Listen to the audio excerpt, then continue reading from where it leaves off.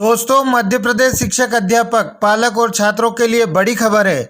दोस्तों, मध्य प्रदेश में school reopening यानी स्कूल फिर से खोलने हेतु एसओपी जारी कर दी गई है। तो क्या है पूरी खबर, किस तरह से स्कूल खोले जाएंगे, आइए जान लेते हैं। दोस्तों, मध्य प्रदेश शासन स्कूल शिक्षा विभाग की ओर से 11 सितंबर 2020 को समस्त जिला कलेक्टर, समस्त जिला शिक्षा अधिकारी, समस्त सहायक आयुक्त को पत्र लिखा गया है और पत्र का विषय है स्कूल रीओपनिंग के लिए स्टैंडर्ड ऑपरेटिंग प्रोसीजर एसओपी। संदर्भ इसमें दिया है स्वास्थ्य एवं परिवार कल्याण मंत्रालय, भारत सरकार का पत्र दिनांक 8 सितंबर 2020, गृह मंत्रालय, भारत सरकार के अर्धशासकीय पत्र दिनांक 29 अगस्त 2020 में कक्षा 9वीं से 12वीं तक के लिए स्कूलों को दिनांक 21 सितंबर 2020 आंशिक रूप से खोले जाने का उल्लेख किया गया है।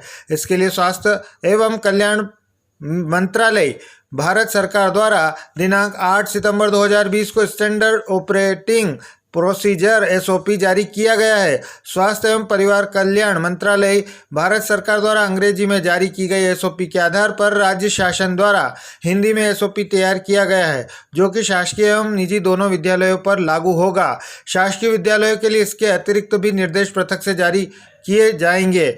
संलग्न स्टैंडर्ड ऑपरेटिंग प्रोसीजर एसओपी आप देख सकते हैं। प्रमोद सिंह, उप सचिव, मध्य प्रदेश शासन स्कूल शिक्षा विभाग की ओर से यह एसओपी जारी की गई है। स्कूल छोड़ते समय और अपने खाली समय विद्यार्थी इकट्ठा न हो, यह सुनिश्चित करने के लिए जागरूकता पैदा की जाए। कोविड संबंधी उचित व्यवहार के बारे में जागरूकता पैदा करने के लिए विद्यार्थियों, माता पिता, शिक्षकों और कर्मचारियों को ऊपर दिए गए सामान्य उपायों पर सैनिटाइजर करें। यदि कोई छात्र, शिक्षक या कर्मचारी बीमार है तो उन्हें स्कूल नहीं आना चाहिए और इस संबंध में आवश्यक प्रोटोकॉल का पालन करना चाहिए। मानव, सामाजिक, साइको सोशल स्वास्थ्य सुनिश्चित करें कि चिंता और अवसाद जैसे मानसिक स्वास्थ्य के मुद्दों वाले विद्यार्थियों और शिक्षकों के लिए नियमित परामर्श की व्यवस्था की जाए। विद्यार्थियों की भावनात्मक सुरक्षा सुनिश्चित करने के लिए शिक्षक, स्कूल काउंसलर और स्कूल स्वास्थ्य कार्यकर्ता एकजुट होकर काम करें। छात्र, शिक्षक, कर्मचारी द्वारा लक्षणों बुखार, खांसी, सांस लेने में कठिनाई के मामले में एसओपी का पालन किया जाना। बीमार, बीमारी के लक्षण वाले विद्यार्थी को एक अलग कमरे या क्षेत्र में रखें जहां दूरी दूसरों से अलग थलग हो। इस संबंध में माता पिता, अभिभावक को तत्काल सूचित करें। ऐसे रोगी मास्क, फेस कवर पहन के अलग थलग रहें। निकटतम चिकित्सा सुविधा अस्पताल, क्लिनिक को तुरंत सूचित करें या राज्य या जिला हेल्पलाइन पर कॉल करें। नामित सार्वजनिक स्वास्थ्य प्राधिकरण, जिला आरआरटी चिकित्सक द्वारा रिस्क असेसमेंट जोखिम मूल्यांकन किया जाएगा और तदनुसार केस के आगामी प्रबंधन, उसके संपर्कों संबंधी आवश्यक प्रबंधन और कीटाणुशोधन, डिसइंफेक्शन की आवश्यकता के संबंध में कार्यवाही शुरू की जाएगी। यदि व्यक्ति पॉजिटिव पाया जाता है तो परिसर का कीटाणुशोधन, डिसइंफेक्शन किया जाएगा।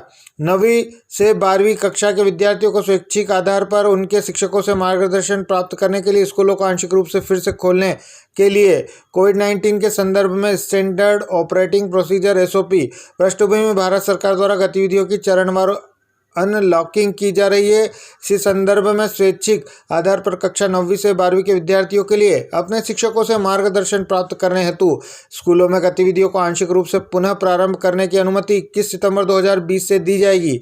संदर्भ क्षेत्र स्कोप, इस स्टैंडर्ड ऑपरेटिंग प्रोसीजर में विद्यालयों द्वारा 9वीं से 12वीं कक्षा के विद्यार्थियों को स्कूल आने की अनुमति देने के समय कोविड-19 के प्रसार को रोकने के लिए अपनाए जाने वाले विभिन्न सामान्य और विशिष्ट एहतियाती उपायों की रूपरेखा दी गई है। सामान्य बचाव के उपाय, जेनेरिक प्रिवेंटिव मेजर्स, सामान्य बचाव के उपायों में से सरल सार्वजनिक स्वास्थ्य उपाय शामिल है जिनका कोविड-19 के जोखिम को कम करने के लिए पालन किया जाना है। इन उपायों का पालन सभी शिक्षकों, कर्मचारियों और विद्यार्थियों द्वारा विद्यालय में और सभी स्थानों पर हर समय किया जाना चाहिए। इसमें शामिल है जहां तक संभव हो कम से कम 6 फीट की दूरी, शारीरिक फिजिकल डिस्टेंसिंग का पालन किया जाना चाहिए। फेस कवर, मास्क का उपयोग अनिवार्यतः किया जाए। हाथ गंदे दिखाई न दे तब भी साबुन से बार बार हाथों को कम से कम 40 से 60 सेकंड के लिए धोना। इस हेतु यदि संभव हो तो अल्कोहल आधारित हैंड सैनिटाइजर का उपयोग कम से कम 20 सेकंड के लिए किया जा सकता है। संस्था द्वारा परिवहन, यदि विद्यालय द्वारा परिवहन सुविधा का प्रबंधन किया जा रहा है तो बसों, अन्य परिवहनों में समुचित भौतिक दूरी सुनिश्चित की जाएगी और बसों, अन्य परिवहन वाहनों का 1% सोडियम हाइपोक्लोराइड के उपयोग से सैनिटाइजेशन सुनिश्चित किया जाए। स्वच्छता, फर्श की दैनिक सफाई की जाए। शौचालयों में साबुन और अन्य सामान्य क्षेत्रों में हैंड सैनिटाइजर की पर्याप्त मात्रा में व्यवस्था सुनिश्चित की जानी चाहिए। कक्षाओं की शुरुआत से पहले और दिन के अंत में सभी क्लासरूम, प्रयोगशालाओं, लॉकर, पार्किंग क्षेत्र, अन्य सामान्य क्षेत्रों आदि की बार बार छुई जाने वाली सतहों, दरवाजे के knob, lift button, hand rail, कुर्सी, बेंच, वॉशरूम, पिक्चर्स आदि की सफाई और उनका नियमित रूप से कीटाणुशोधन 1% सोडियम हाइपोक्लोराइड के उपयोग से किया जाना अनिवार्य होगा। शिक्षण सामग्री, computer, laptop, printer 70% alcohol wipes द्वारा नियमित रूप से कीटाणु रहित किए जाएंगे। सभी पीने और हाथ धोने के स्टेशनों, वॉशरूम और लेबोरेटरी, शौचालय की गहरी सफाई सुनिश्चित की जाए। विद्यार्थियों और कर्मचारियों को सलाह दी जानी चाहिए कि वे कक्षाओं, कार्य स्टेशनों और अन्य सामान्य क्षेत्रों में रखे गए अलग अलग कवर किए गए बिन में इस्तेमाल किए गए फेस कवर, मास्क का डिस्पोजल निपटान करें। इन्हें 3 दिन के लिए डिब्बे में ही संग्रहित रखा जाए और तत्पश्चात इन्हें काटकर कतरन करके सूखे सामान्य ठोस अपशिष्ट के रूप में निपटान किया जाए। स्वास्थ्य सुरक्षा कारणों से विद्यार्थियों को किसी भी सफाई गतिविधि में शामिल नहीं किया जाए। जोखिम संबंधी जागरूकता का संचार, श्वसन शिष्टाचार का सख्ती से पालन किया जाए। इसमें खांसते छींकते समय टिश्यू, रुमाल, कोहनी से नाक और मुंह को कवर करना और उपयोग के बाद टिश्यू का सही ढंग से निस्तारीकरण शामिल है। सभी के द्वारा अपने स्वास्थ्य की स्वनिगरानी करना और किसी भी बीमारी के होने पर जल्दी से जल्द रिपोर्ट करना। थूकना सख्त वर्जित होगा। जहां भी संभव हो आरोग्य सेतु ऐप को इंस्टॉल करने और उपयोग की सलाह दी जा सकती है। सभी विद्यालय जिनमें कक्षा 9 से 12 हो विशेष रूप से निम्नलिखित व्यवस्था सुनिश्चित करेंगे। ऑनलाइन दूरस्थ शिक्षा की अनुमति जारी रहेगी और इसे प्रोत्साहित किया जाएगा। कक्षा 9वीं से 12वीं के विद्यार्थियों को स्वैच्छिक आधार पर उनके शिक्षकों से मार्गदर्शन प्राप्त करने के लिए अपने विद्यालय जाने की अनुमति होगी।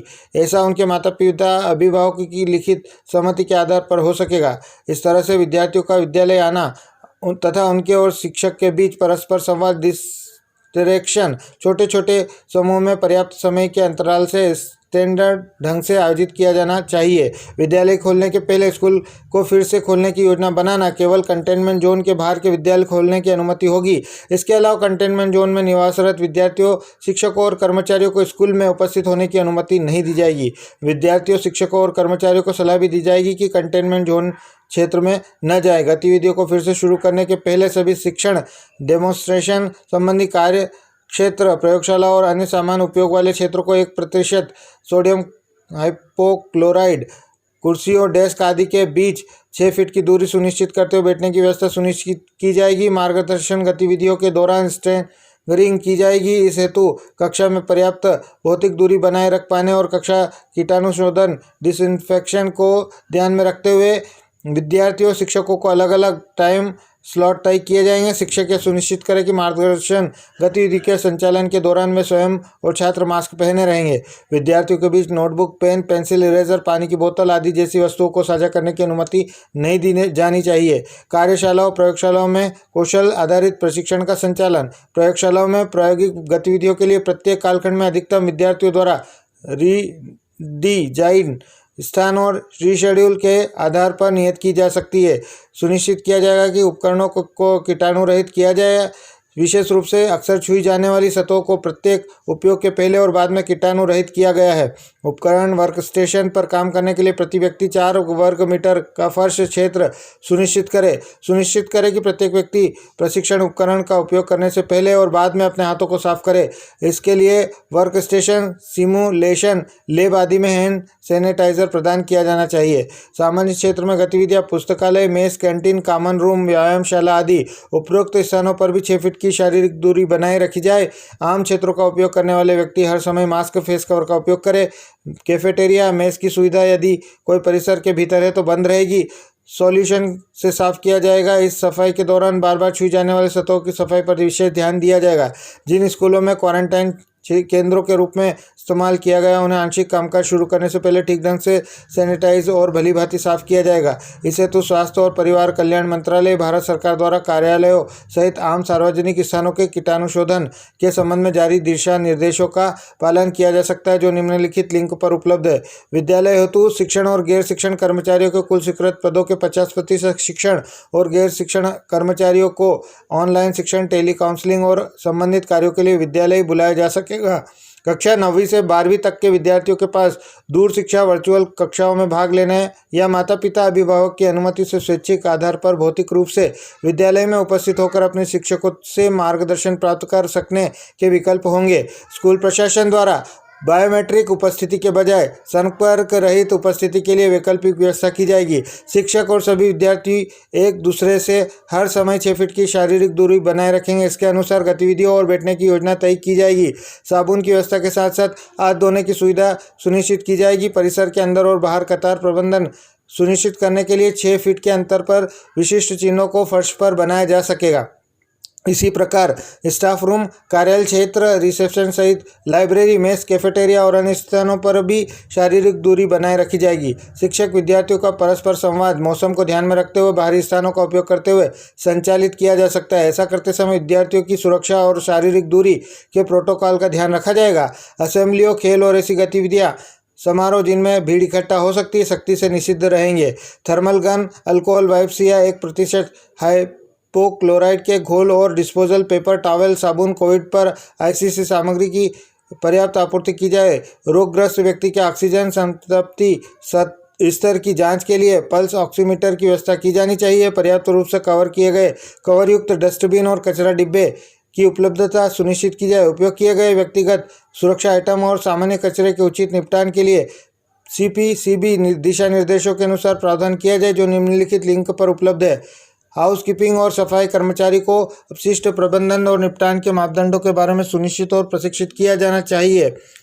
स्कूलों के खोलने के बाद प्रवेश पर अनिवार्य रूप से हाथ की स्वच्छता हेतु सैनिटाइजर, डिस्पेंसर और थर्मल स्क्रीन की व्यवस्था होनी चाहिए। प्रवेश और निकास के लिए 1 से अधिक फाटकों का उपयोग किया जाना चाहिए। परिसर में केवल एसिम्प्टोमिक व्यक्तियों, शिक्षकों, कर्मचारियों और विद्यार्थियों के अर्थात जिनमें कोरोना के लक्षण न हो कोई प्रवेश की अनुमति दी जानी चाहिए। यदि किसी शिक्षक, कर्मचारी, विद्यार्थी में कोरोना लक्षण पाए जाते हैं तो उसे निकटतम स्वास्थ्य केंद्र में भेजा जाना चाहिए। विद्यालय में कोविड-19 के बारे में निवारक उपायों संबंधी पोस्टर्स स्टेटीज प्रमुखता से प्रदर्शित किए जाए।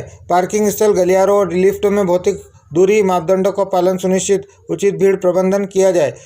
आगंतुकों का प्रवेश सख्ती से विनियमित प्रतिबंधित किया जाना चाहिए। स्कूल परिसर के भीतर कमरों या खुली जगहों पर मार्गदर्शन गतिविधियों का संचालन विद्यालय द्वारा राज्य हेल्पलाइन नंबर और स्थानीय स्वास्थ्य प्राधिकरण आदि के नंबर को विद्यालय में प्रदर्शित किया जाएगा, जिससे किसी भी आपात स्थिति के दौरान शिक्षकों, विद्यार्थियों, कर्मचारियों द्वारा संपर्क किया जा सके।